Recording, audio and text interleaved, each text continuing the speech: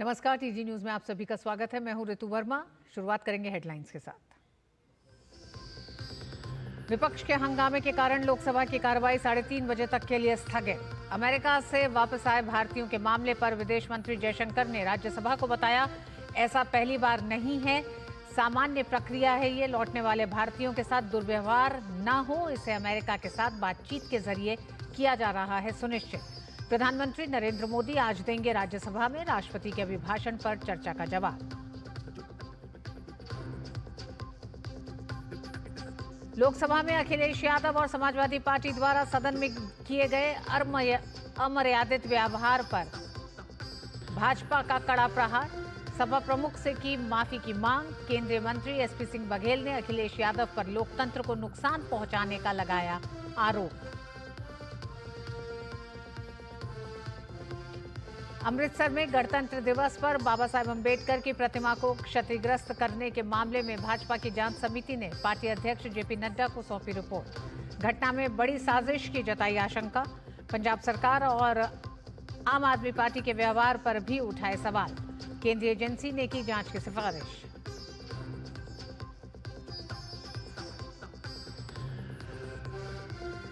महाकुंभ में संगम पर मची भगदड़ की न्यायिक आयोग ने जांच की तेज। लोगों से मांगी जानकारी। करीब 39 करोड़ लोग त्रिवेणी संगम में लगा चुके हैं आस्था की डुबकी। 10 फरवरी को परीक्षा पे चर्चा कार्यक्रम, इस बार नए अंदाज में। प्रधानमंत्री मोदी के साथ सदगुरु जग्गी वासुदेव, दीपिका पादुकोण और विक्रांत मैसी सहित 8 क्षेत्रों के विशेषज्ञ भी देंगे छात्रों को सफलता का मंत्र। विदेश मंत्री डॉक्टर एस जयशंकर ने राज्यसभा में अमेरिका में अवैध रूप से रह रहे भारतीयों के डिपोर्टेशन पे बयान दिया है। उन्होंने डिपोर्टेशन पर संयुक्त राष्ट्र की संधि का जिक्र किया और कहा कि ये लीगल माइग्रेशन को सपोर्ट करने और अवैध माइग्रेशन को हतोत्साहित करने के लिए है। उन्होंने कहा कि ये सभी देशों का दायित्व है कि यदि उनके नागरिक विदेश में अवैध रूप से रह रहे पाए जाते हैं तो उन्हें वापस ले लिया जाए।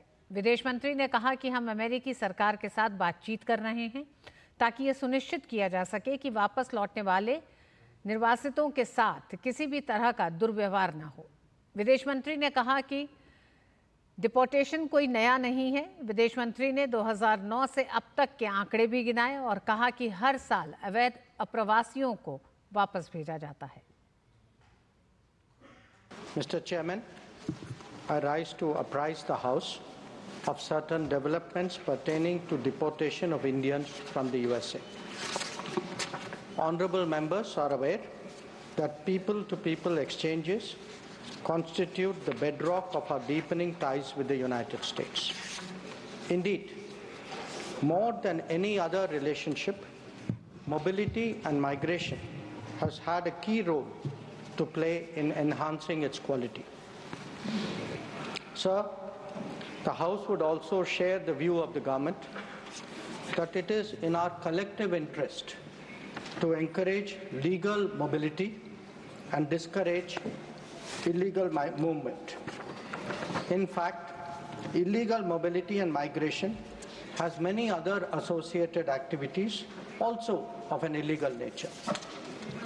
Moreover, those of our citizens who have been inveigled into illegal movement themselves become prey to other crimes. They are trapped into both moving and working under inhumane conditions. Members are aware that unfortunately there have even been fatalities in the course of such illegal migration. Those who have returned have also testified to their harrowing experiences. Mr. Chairman, sir, it is the obligation of all countries to take back their nationals if they are found to be living illegally abroad. This is naturally subject to an unambiguous verification of their nationality.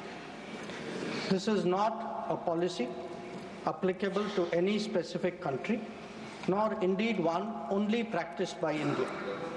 It is a general accepted principle in international relations.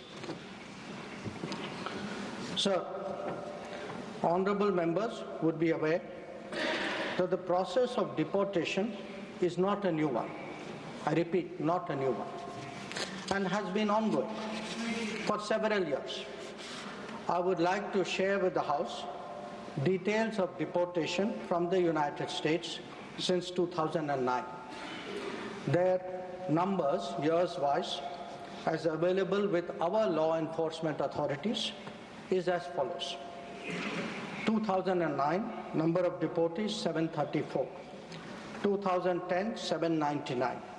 2011, 597. 2012, 530. 2013, 515. 2014, 591. 2015, 708. 2016, 1303. 2017, 1024. 2018, 1180. 2019, 2042. 2020, 1889. 2021, 805. 2022, 862. 2023, 617. 2024, 1368. 2025, 104. So, deportations by the US are organized and executed by the Immigration and Customs Enforcement ICE authorities. The standard operating procedure for deportation by aircraft used by ICE, that is effective from 2012. I repeat, that is effective from 2012, provides for the use of restraints. However, we have been informed by ICE that women and children are not restrained. Further, the needs of deportees, including during transit, related to food and other necessities, including possible medical emergencies, are attended to. During toilet breaks, deportees are temporarily unrestrained if needed in that regard. This is applicable to chartered civilian aircraft as well as military aircraft. There has been no change, I repeat, no change from past procedure for the flight undertaken by the US on 5 February 2025. Honorable Chairman, sir, we are, of course, engaging the US government to ensure that the returning deportees are not mistreated in any manner during the flight. At the same time, the House will appreciate that our focus should be on strong crackdown on the illegal migration industry, while taking steps to ease visas for the legitimate traveler. On the basis of information provided by returning deportees about the agents and others involved, law enforcement agencies will take necessary preventive and exemplary actions. प्रधानमंत्री नरेंद्र मोदी आज शाम 4 बजे राज्यसभा में राष्ट्रपति के अभिभाषण पर धन्यवाद प्रस्ताव पर चर्चा का जवाब देंगे। प्रधानमंत्री कार्यालय ने एक्स अकाउंट पर एक पोस्ट शेयर कर इस बात की जानकारी दी। पीएमओ इंडिया ने अपने आधिकारिक एक्स अकाउंट पर लिखा कि आज शाम करीब 4 बजे प्रधानमंत्री नरेंद्र मोदी राज्यसभा में बोलेंगे। केंद्रीय संचार मंत्री ज्योतिरादित्य सिंधिया ने राज्यसभा में एक प्रश्न के जवाब में कहा कि पिछले 10 सालों में मोबाइल टैरिफ में 94% की गिरावट आई है। आज भारत पूरी दुनिया में डेटा टैरिफ के मामले में सबसे कम दरों पर सुविधाएं देने वाला देश बन गया है। ब्रॉडबैंड की हम बात करें, जो 2 Gbps की से ज्यादा होती है कनेक्टिविटी, केवल 25 करोड़ ग्राहक थे 140 करोड़ के देश में। आज वो बढ़कर 92 करोड़ हो चुका है देश के अंदर से। 2014 में 1 मिनट का कॉल मोबाइल पर 50 पैसे लगता था सर। आज 2025 में सर 10 साल बाद 1 मिनट का कॉल 3 पैसे लेता है सर, 3 पैसे। आज भारत सर, मैं बताना चाहता हूं, आज भारत पूरे विश्व में, आपको कोई इजाजत नहीं बोलूंगी प्लीज सर, आज भारत पूरे विश्व में सबसे किफायती देश है डेटा के आधार पर पूरे विश्व में प्रधानमंत्री जी के नेतृत्व में। समाजवादी पार्टी प्रमुख अखिलेश यादव ने चुनाव आयोग पर आपत्तिजनक टिप्पणी की है। मिल्कीपुर उपचुनाव को लेकर चुनाव आयोग पर बड़ा हमला बोला है। उन्होंने कहा कि चुनाव आयोग मर गया है, हमें सफेद कपड़ा भेंट करना पड़ेगा। बगल में ही बिल्डिंग है चुनाव आयोग की, मैं वो लाना भूल गया। सफेद कपड़ा डाल देना चाहिए उस पर, क्योंकि चुनाव आयोग मर चुका है।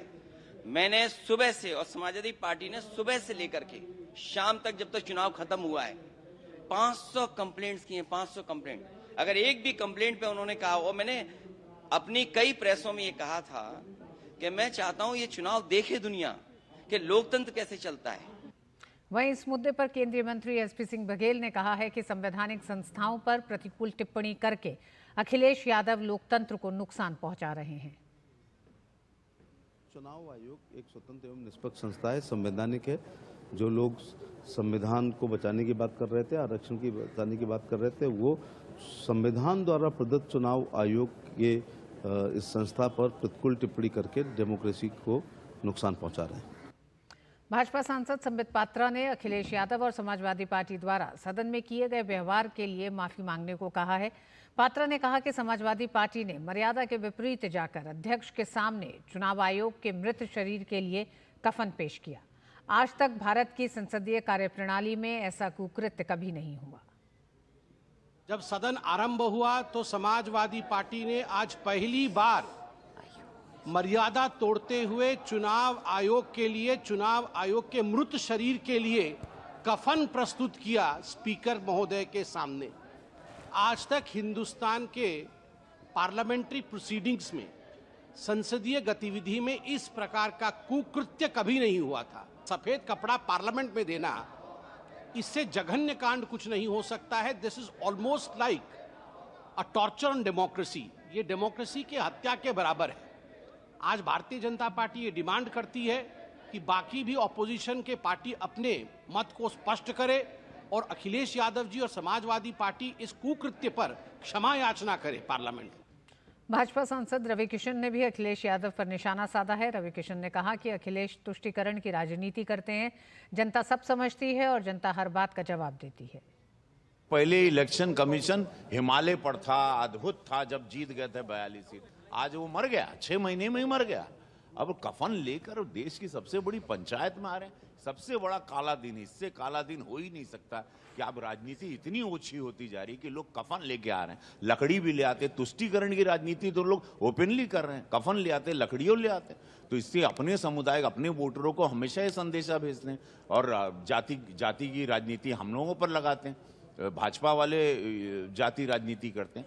ये सब बहुत, देखिए, ये जनता सब समझती है और जनता जवाब देती है। जनता का वोट है। खबरों में आगे, अमृतसर में गणतंत्र दिवस पर बाबा साहेब डॉक्टर भीमराव अंबेडकर की प्रतिमा को तोड़ने के प्रयास की घटना को लेकर भारतीय जनता पार्टी की जांच समिति ने अपनी रिपोर्ट आज पार्टी के राष्ट्रीय अध्यक्ष जेपी नड्डा को सौंप दी। भाजपा की जांच समिति ने अपने दौरे की विस्तृत जानकारी भी भाजपा अध्यक्ष से साझा की। जांच समिति ने अमृतसर में अनुसूचित समाज के लोगों से मुलाकात की। इसके अलावा रविदास मंदिर और वाल्मीकि मंदिर में अनुसूचित समाज के लोगों से मिलकर उन्हें सांत्वना दी। जांच समिति का इस घटना में किसी बड़ी साजिश की आशंका व्यक्त करते हुए इसकी जांच किसी केंद्रीय जांच एजेंसी से कराए जाने की भी सिफारिश की है।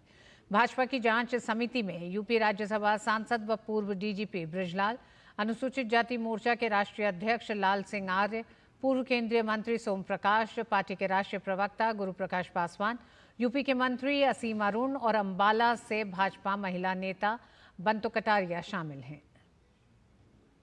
इस घटना के पीछे कोई बड़ी साजिश है और कहीं न कहीं उसमें आम आदमी पार्टी की भी सहभागिता है, क्योंकि वो लोग इस पर कोई बोलने को तैयार नहीं। ने कोई वहाँ पर ये भी नहीं गया कि मुख्यमंत्री, कोई मंत्री जा करके वहाँ पर शोक संवेदना व्यक्त कर लें, वहाँ पर मत्था टेक लें। किसने कुछ नहीं किया और कांग्रेस तो चुप है ही कि इसका इन्वेस्टिगेशन अध्यक्ष जी ने से बात किया, सेंट्रल एजेंसी से होनी चाहिए, तभी इसकी पूरी जो साजिश है उसका भंडाफोड़ होगा। और इस बुलेटिन में बस इतना ही। डीडी न्यूज़ पे खबरें जारी रहेंगी। नमस्कार।